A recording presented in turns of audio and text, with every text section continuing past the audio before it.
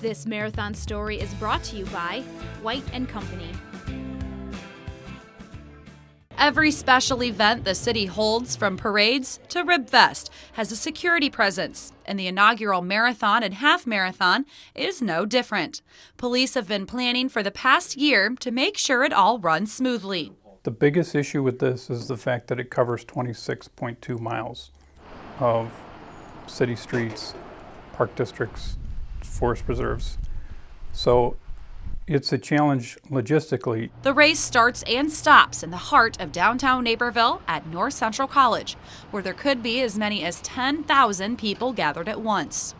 In the wake of the Boston Marathon bombing, Naperville police are taking extra precautions to make sure a similar tragedy doesn't happen here. We have put a number of things in place for the North Central campus as well as the entire route.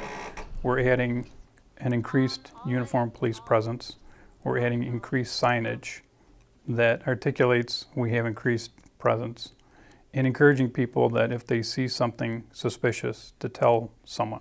In addition to the uniformed officers, there will be undercover officers in plain clothes, keeping an eye on things, as well as officers on the rooftops. The goal there is for people to look around and even look up and know that we're keeping an eye on things.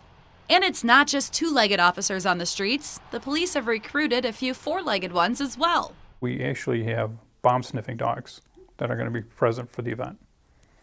And we've reached out to other jurisdictions for use of those dogs. The goal was to have 3 dogs on the campus of North Central that would conduct sweeps before the event even happens, and then would be available to us as a resource. Once the race kicks off, security isn't done.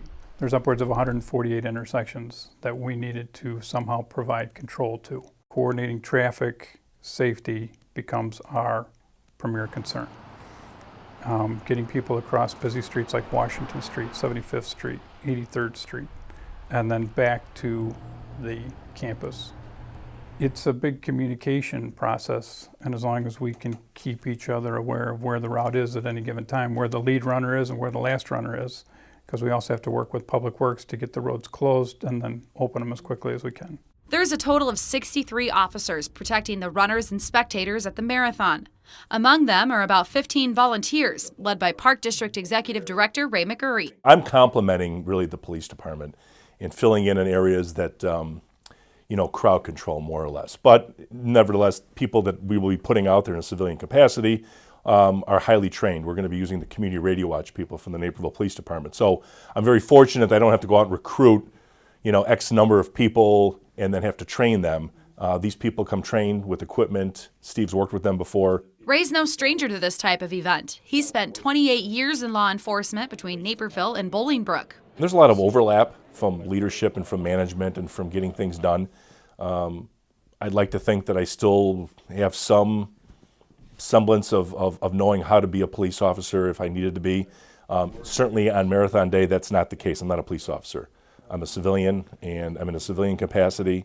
And if Steve Schundelbeck from the police department or another police officer says we need something, we're going to support them. Since this is the first year for the marathon, the group met monthly to get ready for race day, meeting weekly as it got closer. Coordinating so many people is no easy task, so a few days before the marathon, they had all parties involved gather for a tabletop meeting. From the police side of things, there's a network that I would have to activate that would get me police from, 30, 40 miles away if I needed them. The fire department would have to arrange for a number of ambulances. Edward Hospital would have to have a plan in place and tell us how many people they could take, and if they find themselves overloaded, what other hospitals will we go to. We would have to get the FBI involved. Police plan to learn a lot from this first year, and if the organizers want to increase the marathon in size, they'll build on the security plan for years to come. I'm Jen Hannon for Naperville Community Television, Channel 17.